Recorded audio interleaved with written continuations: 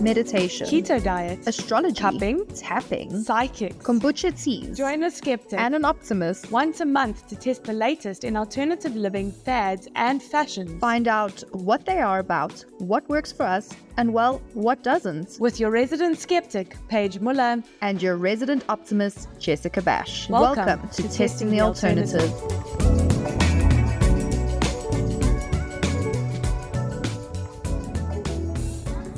Welcome back to Testing the Alternative. This episode is all about astrology. Guys, I am so pumped for this because I don't think you can turn any corner in the world right now without seeing some form of star sign being thrown in your face. I don't even think you can date anyone anymore without them even asking you, what is your star sign? So I want to know what the big deal is. I want to know where this comes from, why it has become such a big thing in society, and if it does anything. Paige, are you just as excited as I am? Not even close. Okay, so here's my bias. Is that this thing, as you've said, is like, God, you can't open an Instagram reel without seeing something about your star sign. I can't have a conversation with my group of friends without them saying Mars is in fucking retrograde. So I'm upset. Okay. I mean, when it is, it is. We are always going to accept that Mars is doing crazy things to us, okay? We're never going to drop it. It's always Mars's fault. You know, you're a shitty human. Mars did it. It was Mars's fault. But this is my problem with astrology, okay? And I'm keen to see what our expert has to say about this, because my issue is one of determinism. If we are predetermined, and this is because, okay, I was a philosophy student at university for a while, so I am a little bit skeptical of determinism, even though it's a very good school of thought. It essentially says that every action you have, even though you think you have free will, is predetermined by your upbringing, by, you know, all of those predetermined factors, and in this case, by your star sign, where you were in the world when you were born. Which means that every action I have cannot have proper consequences, and I struggle with that. To say that whatever I do next, it's because I'm a freaking Capricorn. And guys, that's what I am. And I'd also like to note that as far as star signs go, Capricorns have it the worst because y'all are on our tits all of the time. I am always in trouble for being a Capricorn. Capricorns are crazy, guys. Let's just talk about it. They are crazy. And Capricorns do not believe in this stuff because they're Capricorns. It's just predetermined in their stars that they're not going to believe in it. So frustrating. No, you know what? I like to think of it as, I've worked in personality theory companies for quite a while, and it is based on, you know, you could say loose science, but there is something to it. And I think astrology was just the first ever personality test. And I don't know, like, I keep thinking, when the heck did I encounter my star sign, and when did I ever start caring? And for me, it was in magazines. Like, mainstream media has definitely pushed this forward. I think if, like you said, if reels weren't pushing it forward, if magazines weren't pushing it forward, would we even know? Would we even care? Why are we pushing it forward? Why do people gravitate so much to it? Yes, there is this thing that we can't be predetermined, but I have definitely been able to understand my friends better by reading some of the things about them. And that's the other thing that truly grates my tits, is that, like, a lot of the time there are accuracies there that cannot be denied, and it bothers me that I don't understand it. And it's supposedly you do kind of look at it and read it and go, yeah, maybe I am a stubborn person. Apparently that is a part of my star sign. I am a stubborn person. Told you, she's crazy. Oh, God, and it's so frustrating to me. But yes, agony aunt columns, huge. They were huge in pushing this forward. I don't know when it became such a thing for my friends, but they will have like moons tattooed on them and shit, and star sign tattoos. And that's what I'm saying. You cannot even go on a date in the modern world today without someone saying, hey, what is your star sign? It went from just being in magazines to general talk to now it is hitting you in your face no matter where you go. And there's even comedians making jokes about it, that if they go on another date and a girl asks them what their freaking star sign is, they're getting up and they're leaving. And I'm an Aries, and I can definitely see it when I read things about myself, and I find it so fun just to like, you know, we don't have to look into deeper trauma or things that happened to me as a child, which is probably a lot harder to deal with than just kind of looking at a very general, this comes from the stars to help me understand something about myself. Maybe that's why it's so much easier to do, because really, it's not like you have to take responsibility for it. It just is what it is.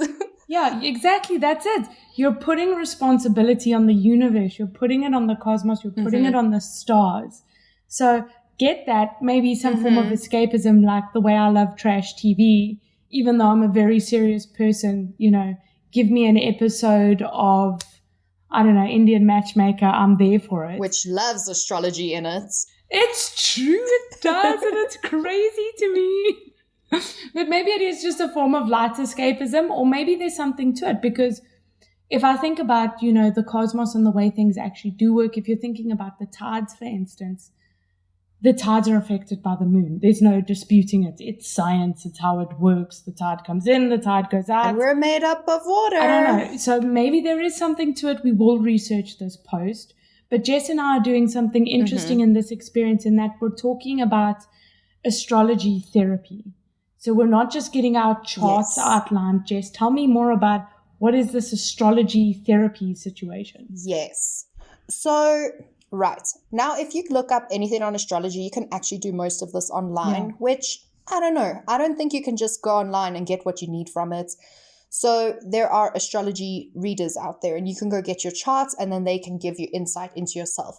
We have found Nathan Naicker. He is an astrologer, and he decided that he's had clients that have come back to him multiple times, asking different questions, trying to get deeper insights on themselves. And he created his own program, which is astrology therapy.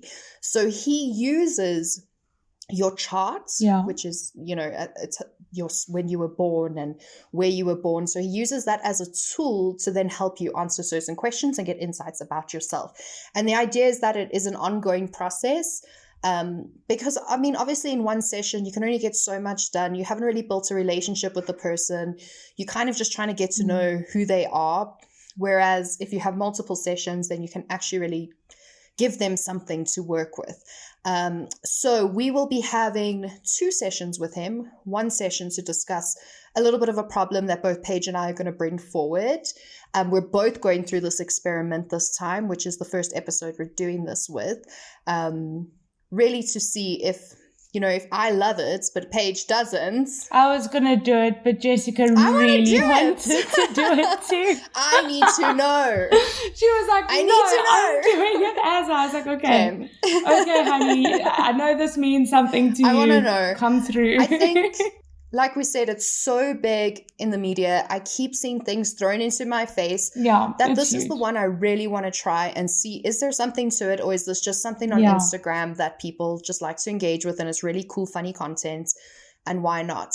But we'll be having a first session discussing our problem with him. So Paige and I are each going to bring a different problem, and then we'll be having the actual session where he uses our birth charts to help us answer these questions or get some insight into our problem. And I'm really looking forward to it. Really. He also seems to be like qualified up to the wazoo. Oh my goodness. If you just go onto this man's website, I think there are just like pages and pages of qualifications and education in the astrology world and other things that he's done. So again, we are not just going to anybody. We have done our research in finding the people who we know are the experts and who can really try and help us understand this a bit better. And Nathan Naicker has quite the CV. All right, Nathan. So let's go off to our excursion, and then we will, as per usual, do our research and come back with you to chat about what the experience was like for both of us collectively. So wish us luck. Here we go. So the problem that I'm going to be discussing today is the fact that I constantly find myself in toxic relationships, and I want to know why. Yeah, because you're going to attract men that don't have a strong understanding of the feminine or a strong appreciation of the feminine. Okay? Because you are also not valuing the feminine. You're becoming a masculine. And it's not about gender, it's about the way we are, living and making our decisions. So it's just about that thing. So your feminine side hasn't been properly, it hasn't had a stabilizing development because the masculine figures in your development were not really doing their job, were not able to do that job. Okay, So I so kind of had to take that on quite yes, firmly so in my upbringing. so your feminine side took a back seat Okay. out of survival, Yeah. and your masculine side took over to be that for you, to provide that for yourself, right? So therefore, attracting partners that are weak masculine and don't understand the feminine is what keeps happening. And therefore, a question, even if you were to ask a question about their work, it is taken as like a huge disrespect, or like some small thing can have a quite disproportionate reaction. And it's difficult to work around that because it's like walking on eggshells sometimes, and vice versa. It can get quite nasty in terms of financial roles and things like that. And it would be then part of your healing too, if you want to go that way, let your own feminine breathe more and be shown more. How do you do that? Like, I'm just so used to being independent, having my own shit together, and like Yes. not wanting to rely on others, and I don't want to ever rely on others. Of course. No, I'm not asking you to rely on somebody. You can still be independent, but be present for another person who wants you to be present for them. So the tricky part is finding that person who has those priorities right. And a dead giveaway will be someone who has grown up with a strong mother figure, right? A man who So grows up. not actually a male figure. I always thought the man needs to have like a very stable father. No, not and in it's your actually case. mother. Wow. Okay. In your case, it's mother. So, Okay. if their mother beat them, great. If their mother shoved them into shape, fantastic. Okay? Because you need a masculine that has been molded by the feminine. Okay. Because that masculine is responsive to the feminine and will therefore calm your masculine side down and let your feminine thing come out. Because there's a need for it. There's an appreciation for it. Right. Okay. Your work separately Mm-hmm. now, your work in preparation for that is to allow your feminine to exist more. So wear some makeup once in a while. I don't know, dress with, I don't know, whatever feminine things are. Okay. Stereotypically, and I mean this, please don't take it as The a wrong way. No, misogynist yeah. thing. I'm saying that this is a healing for you. Okay. So Okay. that man that comes into your life will be able to appreciate it. And then you will be able to have a more functional relationship. Okay. The difficulty is that it requires a lot of personal adjustment. And so throwing ourselves into these weak masculine relationships is a form of escapism, because we are trying to find other people to help us look for our father. So if you want a relationship with another person who's going to help you find your father and resolve your daddy issues or amplify them, Probably amplify. then great. Have all those relationships and you will progress with your father issues every single time. Yeah. Okay. And all that will do for you is make you more and more masculine in energy. Usually I'm full of bad news, people. Right? Oh, good. I just got to find this unicorn of a man.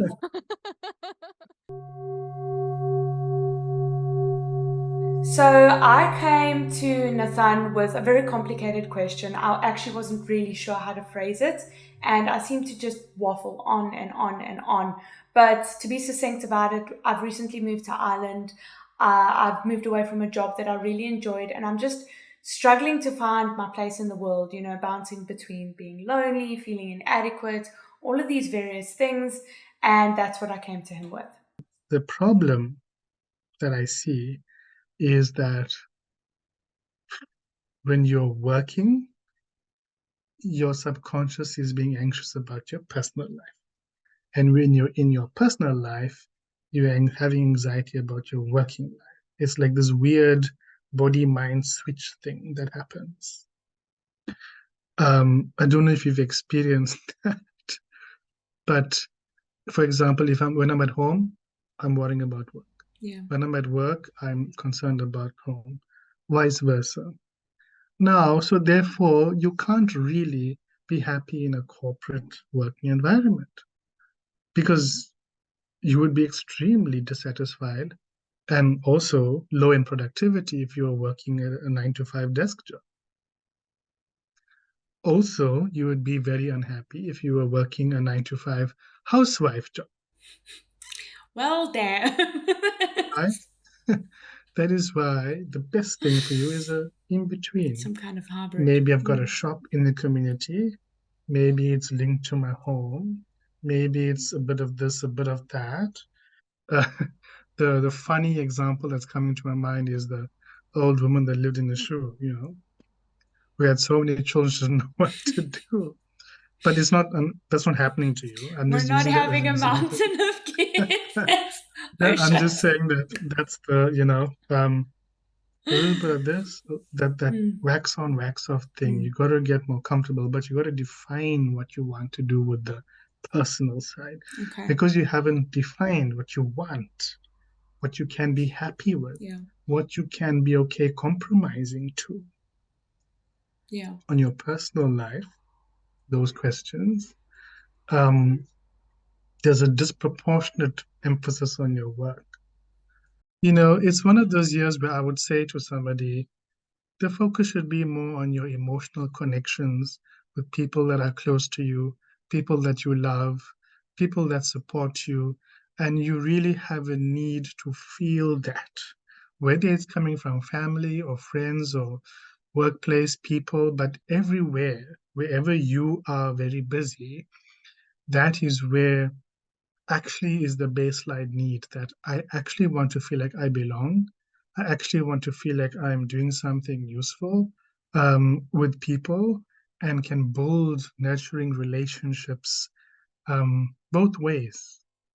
And of course, that plays out in your relationship, but wider than that, it's playing out in your workplace. So it's a year where I would have said to someone, look, if you emphasize in 2023 performance and what I do and my achievements and all that, you're not going to feel satisfied because those achievements are never going to give you that emotional, nurturing satisfaction that you want with people and the impact you want to have with people. The work, what you do, 2023 is the year where the what you do is not going to be sufficient for that. That's So hard for from me. that point of view, I would say de-emphasize the performance things in your head. Your journey in your life with respect to work, it usually will be triggered by the people that are close to you, where you go to work, what work you do. And that is why your professional work is in podcasting and communication, because it's very strongly about other people.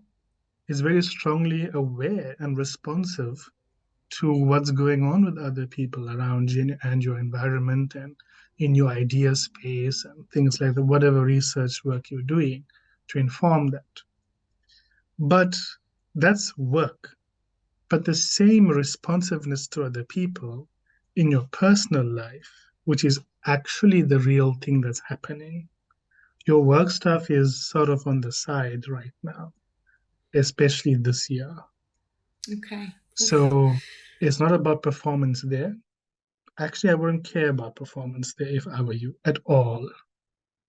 I would really focus on my performance in my personal life because it's an opportunity this year to deal with that. If you are over focusing on your work in 2023, it is a signal that I'm escaping away from personal life questions. It's so funny that you say that, because that is, I almost felt like if I can sort out my professional life and get busier, then the rest would be easier, if that makes sense. My time would be more filled up. So, so you're Yes, saying actually, whoa, it's the stop that. opposite. Focus on the relationships, focus on Yeah, those connections, and you'll feel more yeah, fulfilled. And that emphasis that I always put on career and the fulfillment I got from that, I need to just take yeah. my foot off I- that It's mindset. actually, It's it's going to be actually very, super hard. Like, yes, but it's not going to be easy. Oof. that's what growing up and real adulting is about, right? So in your case, this is what it looks like. So get involved, really. Like, throw yourself into a different cultural perspective with different family values, even, which might actually be healthier for you than the ones that you grew up with. And in every issue you come to in your life, whenever you have an issue about work, you must know something in my personal life needs answering. If you're having a problem in your personal life, you know there's something in your work that needs answering, because this is the tango that you have. Thank you, Nathan, for our sessions. It's been really awesome. I'd just like to ask a couple of questions about astrology so we can understand it a little bit better. So, another thing that really, really surprised Paige and I about our sessions with you, because we went in this expecting something completely different based on what we've seen in the media. So if you go online, you look up astrology or Aries or Capricorn or whatever, we're going to learn about Mercury retrogrades. We're going to learn about, I think Venus is in retrograde now, whatever that means, and eclipse and things and all these things. And you didn't even mention to Paige or myself our star sign, what's happening with the moon sign. We find this weird because I think there's even a guy I follow on Instagram, and you can do like a consultation with him, and he explains that he will talk about these certain things, but you didn't. Is there a reason that you didn't? Yeah. So my approach with astrology is that's my tagline, right? Bringing astrology to life. And in my experience, again, because I use different systems of astrology at the same time, right? Western astrology, Babylonian astrology, Indian astrology, because I'm trained in all of them. I can't use one of those labels to describe you. You are not defined by one system of astrology's labels. Those are just tools in my toolbox, right? So if I want to look at a map that says, oh, you're a Capricorn, I'm going to do it. If I'm going to look at a map that says you're Aries, I'm going to do it, right? So for me, because I use multiple tools of the trade, the jargon is taking away from the message. So it might help you to have an anchor point, or I am this, or I am that, right? But that can also be limiting. And I've seen that. I've said to someone, and especially when you read for astrologers, you get this a lot, because doctors are the worst patients. And you say to them, look, this is the issue, this is the way forward, let's talk about it. But I'm an Aries, and therefore how can I and can't I, right? So we become intoxicated with a label that something has put on us. And what I found, and my approach, is to also free the client from that and to just talk as a human being with what is going on inside you. The labels and all that, that's for me to know and agonize about, okay, before your session. But in the session with you, I just want that straight talk, direct advice and guidance, and for you to feel heard and understood as a person, because not everyone that comes to me as a client knows their astrology star signs or whatever, right? Especially the skeptics, right? And I love having them because when I talk straight to them and I say, oh, you know, and point out, oh, in the past, this and this happened in these years, and I haven't talked about any jargon, right? It's something that breaks down barriers between me and the client. And especially when we do astrology for therapy, I cannot have any crutch in the way between me and the person. So then, how much value do you put on social media representations of astrology? In, like, let's say the reels or the stuff you can Google or the agony aunt columns in the magazines? On the one hand, it's a good entry point for people. And it has helped in making astrology mainstream. Okay. So from that point of view, it's good. And people must just understand that that is meant to be general. It is meant to be non-specific. Okay. So if someone is being skeptical and pointing to those things as being, it's wishy-washy, I'll say, I agree with you, it's wishy-washy. It's designed to be that way because you're giving broad advice to people, right? But how about you step into my lair for 1 hour and then we can see what is non-specific or not, right? And it's not always about prediction, as you might have seen in your sessions. It's also about understanding the inner workings of things, because prediction is a consequence of how we're making decisions now, you know. So the broad social media things, it's good for a stepping stone or entry point. And I think if people approach it and appreciate it just as that, I think that is where the good is, and that is where the good ends. Science and the tests that they've done, unlike the likes of like acupuncture, which was quite interesting, and Reiki, which we've now researched, and the others we research, they tested a lot. And they say, no, it's scientifically, it's not physically doing anything to you, but it's a placebo effect. That's just the broad overstroke. What do you have to say to that? I think it's important that you get an opportunity to speak on that. So the current definition of what constitutes something as a science, one of the criteria is 100% repeatability of results. And I'm not dealing with a piece of rock here. My test subject is a living being whose choices and variables of input are changing constantly. Okay? It's, if you go back to within science, chaos theory and probability, when you have one or two things in a system, like it's called a three-body problem. Newton spoke about this three-body problem. Like, for example, you've got one pigeon and a piece of bread. You can sort of predict what's going to happen. If you've got two pigeons and one piece of bread, you can figure things out. But once you have three or more pigeons, the system becomes chaotic. And it's difficult to predict in a linear fashion what's going to happen. You have to study it as a system and see the patterns that emerge again and again and again. That's how we understand ecosystems. That's how environmentalists study ecosystems, right? If I go into a forest, that's how scientists back in the day started studying ecosystems. They would go into a forest like the Amazon. They have no idea what's going on in this huge ecosystem. But you speak to the local people and they'll say, oh, we're out hunting and a rabbit is running this way. That means the lightning is going to hit over there. How did they know that? It's not a scientific process that allows them to say, did the rabbit cause the lightning? No, of course not. But they've lived in that living system for long enough to pick up emergent patterns of correspondences. So that is how ecosystems are studied even today. So when a scientist is saying to me, astrology is not a science, I say, well, not in the way you want it to be. But hopefully one day when science and physics can understand consciousness more, which is a frontier subject at the moment.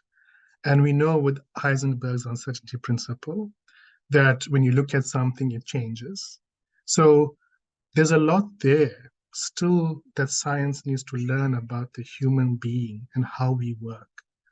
I'm not saying astrology has figured it out, but I'm saying that we are reading things that are working on a premise that things are connected in a way that scientifically you have not been able to explain yet.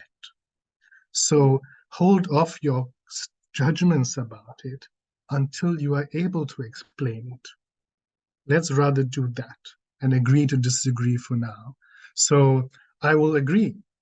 Astrology is not 100% a science according to the current expectations and definitions of what science must be. So you have just heard our experiences and we are back. And I feel like we need about 3 episodes to unpack what just happened to us. It was a lot and don't even know where to begin. But Paige, you are our skeptic. As the optimist, we can kind of always gauge I'm going to have something good to say about it. But I'd like to start with your experience and what happened to you. Yeah, so I mean, right after the experience, I called Jess and I was like, dude, you're going to enjoy this. And I said that because I was sitting here listening to Nathan and my tear ducts were like welling up. I hope it's not in the video, but you know when the tears just sort tickle your underlash right there. That's where I was sitting. And it was just because he pulled apart things in me that I didn't realize, I needed pulling apart. So like I said, just before we went into the experience, I had phrased it so poorly. Everything that was going on with me, I had phrased it so poorly. I was so nose to the wall in terms of how close I was to the problem that I just couldn't pull it apart. Couldn't even begin. When he started saying the things he was saying, it made a lot of sense. And he didn't know this, Matthew didn't know this, Jess didn't know this, but I was on all of these various like Facebook groups and WhatsApp groups and all of these groups for different activities and stuff in Ireland just to try and immerse myself. But I was too nervous, kind of like when you're about to go on a Tinder date. I've never been able to do that because I just don't like it. I was too nervous to speak to the strangers about it. Like, hey, stranger, do you want to grab a coffee? So when you're on Women Supporting Women Dublin Facebook group and you don't say, hey, ladies, I'm in Dublin, nothing's going to happen, Right, good or you need bad. that confidence. Yeah, so with Nathan actually having said something, I then realized, okay, you're on these groups for a reason. You should actually take a more active role. And since, I've done things like go to my first hurling match and make a friend with a nice man called Nolan who explained the hurling game to me. It was a blast. Lovely. And stuff like that. Yeah, no, it was fun. So, yeah, that to me was, I don't know how the hell if he listened to me because I wasn't making any sense, or if it was indeed in the star chart he had worked out, or whatever the case may be. I don't know how he did it, but I found it useful. Like Paige said, she called me after her session because she had hers first and then I had mine. And I remember her just saying like, wow. And it's quite funny because I got excited. I'm very open-minded for my session, but I actually left my session going, well, what the fuck? It wasn't wow. And I actually had to re-listen to my whole session to kind of just take it all in. I had to do a lot of reflection to just kind of understand what was going on. What was behind that what the fuck? Like when you walked out, what was that? What were you feeling like he was too intense? Because he does come in hot and heavy, like what the problem is, which I actually kind of liked. No. So yeah, it is intense. It's therapy, right? And he even said the therapy is always going to be a little bit more intense than if you just did like a normal consultation with him. Where did the what the fuck come from? I think really it was that I didn't give him a lot to work on. And he was able to unpack things, but he could also very easily pick up where he knew I was going to fight it. Because remember, Paige only needed 1 or 2 sessions for her problem. I needed 6 sessions. Well, actually, they don't know that. So when we were in the pre-discussion, which he does with us to kind of figure out what our problem was, he chatted to me and he said, yeah, I could probably, sit down with you over 1 or maybe 2 sessions and we could flesh this out. Which, to be fair, my problem wasn't emotionally tied to my heart or anything like that. Yeah, it's a new situational issue I'm in. And I'm working on it, it's a fuck up, but here we are.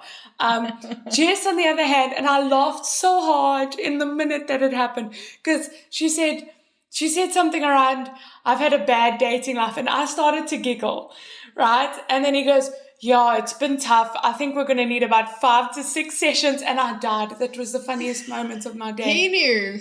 Like you said, funny. The charts had told him that this is a mess. The charts had spoken. And yeah, so I needed 6 sessions or 5 to 6 sessions, because what I've learned in this is that I need to change a bit of my mindset of what I thought I should be focusing on. I suppose the same as you, Paige. You thought something, he gave you something else, where mine has a lot to do with trauma that I've gone through in my life and kind of an identity I've taken on because of that. And that's a lot to unpack. And I suppose that's where the therapy comes from. And I did fight him on it because I heard him say it and I was like, this can't be true. And then I had to really sit and do like proper reflections on certain questions he gave me and what he said. And after doing that, I mean, it's been quite a while since we had our session. So I've had that time to really reflect. Now I see it like so clearly, and I almost feel like I've had glasses being taken off and I can see clearly, especially in relationships. I've been given questions very specific for me to ask to help gauge if I am in the right relationship or not. They're not generic, so I'm not going to share them because they won't be useful to everyone, but it's been so useful to me. I've tested them out already. I've tested them out on different friends and different dynamics and relationships I have with friends, and it's been so eye-opening. And yeah, I guess it really just took me a moment to go, hold on, someone's telling me something really important that I've never heard before. And it would have taken, I think, a really long time if I just went to standard therapy for me to discuss these different dynamics and things that happen in my life to possibly get to this conclusion or something similar. And it was so quick. And I was so blown away at how much he knew about me, and I didn't give him any background. Now, I'm not sure if that's also good or bad, because I can't believe we've waited this long in this episode to say this, but Nathan didn't even use the likes of he didn't say Capricorn to me. Which, I mean, thank God, because it had also been that kind of day. I would have been so upset if someone had told me, your life's gone to shit because Mars is in retrograde. I would have been truly angry with you on that particular day. He didn't use any of that. Any of the things you come across about star signs anywhere. He didn't mention any moons, any planets, anything, whatever Which they are. I found personally to be a breath of fresh air. It was nothing like what I had expected. And can we just say, for Paige to shed tears in a session, that this was really something that I think had an impact on you. What I also found really interesting, Paige, is that both of us intuitively kind of already had the answers, I guess, or had the problems, but we didn't have the answers, or we had the answers, but someone just needed to put it in words for us.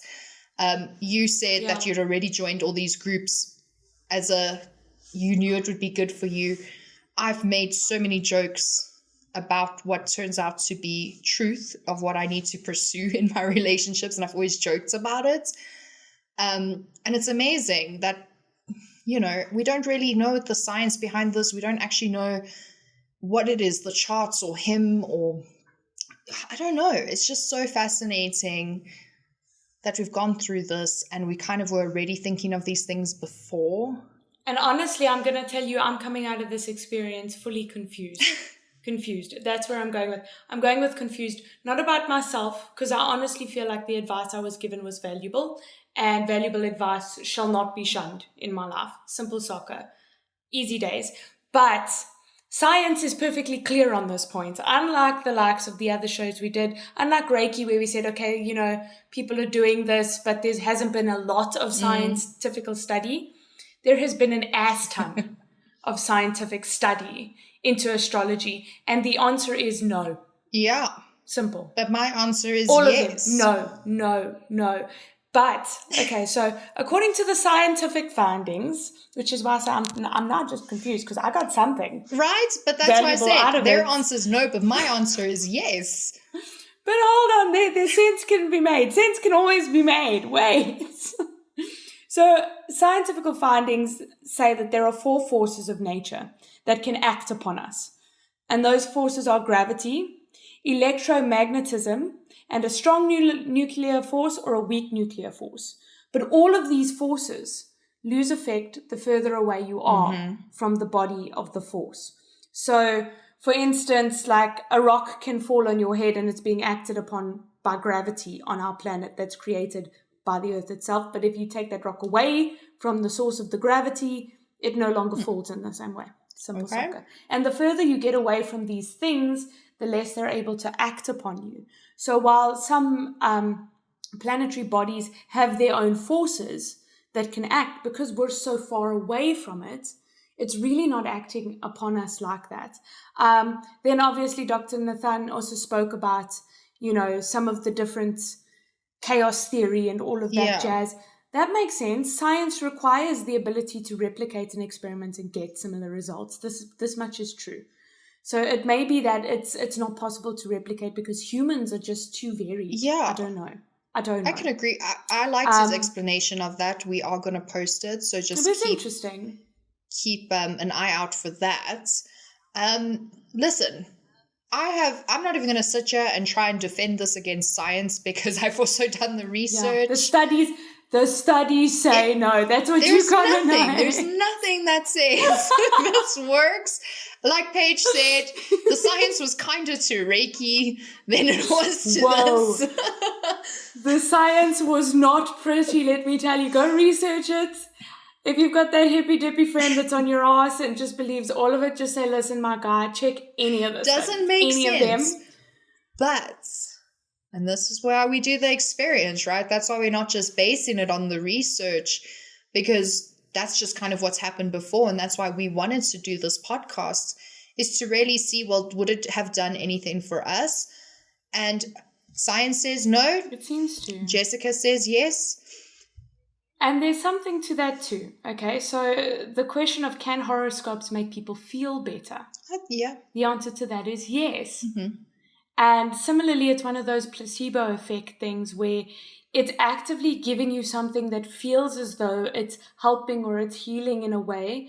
And much like a placebo study where you're giving a whole bunch of sick people pills, a lot of them do start to feel better. So in my thinking, in my mind, okay, star charts and science and all of that jazz aside, the fact that I didn't know what the problem was and now I see the problem, a problem that I can identify as a problem and start fixing it, for me that works. Yeah. So maybe it is just a placebo effect, but that section right there helped me. Absolutely. Don't know. I think my session, just even the questions I have, I've already trialed it out on a guy. Sorry, guy, we didn't work out because you're a red flag. The whole you is a red flag. The whole of him. I dodged a bullet there. But it's so funny because it's like you say, like now you can see the problem where before you didn't. And I said I felt like I had glasses taken off and now I can see clearly. I would have I think I wouldn't have even paid attention to a lot of these questions and would have he was a lovely guy. Listen, he was ready to marry me tomorrow, which is a red flag in itself.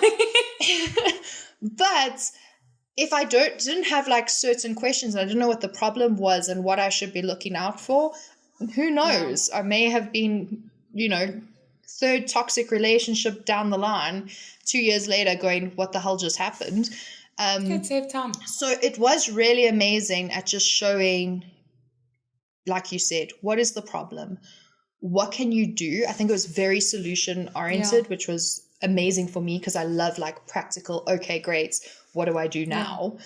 I don't want to just know what the problem is. And he really made sure that I understood what I could do to not let this dynamic in my relationship show up again and understand myself a lot better and understand why I should prioritize certain things that I've also been trying to prioritize. So like, for example, self-care.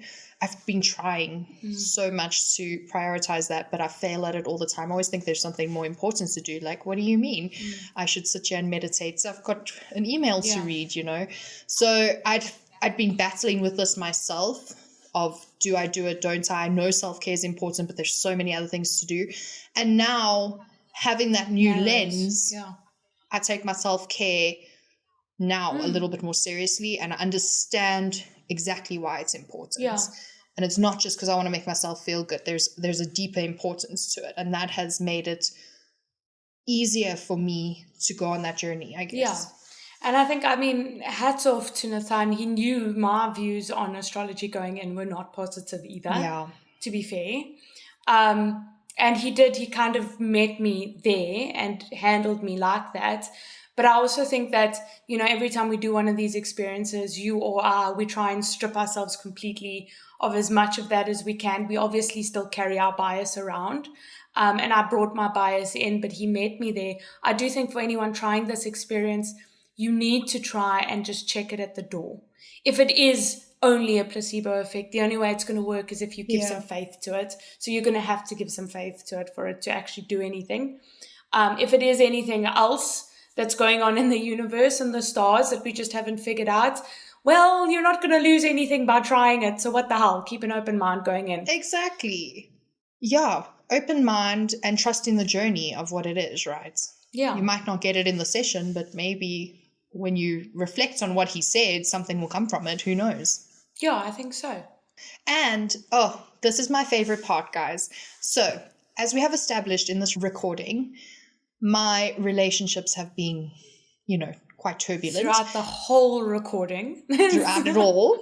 But I am happy to announce that according to an astrologer, I have found my soulmate already, and believe it or not, she's right here with me. Hi, it's me. You know what? I may have had terrible romantic relationships, but I have my soulmate. So you what got now? Me. What Hi, now? I love you.